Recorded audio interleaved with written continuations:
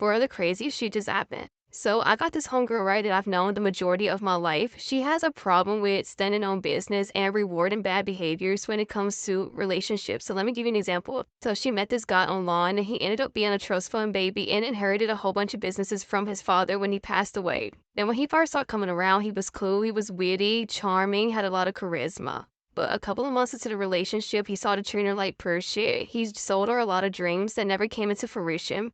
He was a liar, a cheater, manipulative, and he was a king of gaslighting.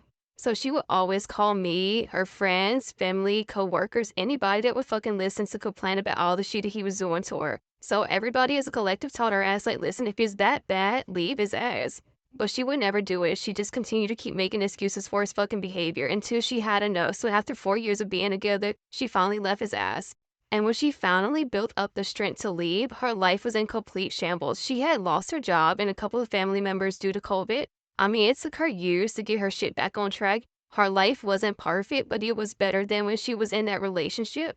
I had so much hope, and I was proud of my friend for pulling herself up by the bootstraps and pushing forward, putting herself first and learning her self-worth, and finally standing on motherfucking business. But like the saying goes, all good things must come to an end, and my friend must have some badass needs because she can't stand on shit for too long. Somehow, someway, she ended up crossing paths with Trust Fund Baby again, and here we go with the fuck shit. I ain't even gonna hold you. He got a mouthpiece on him. He started telling her everything that she wanted to hear and whispering sweet nothings in her ear.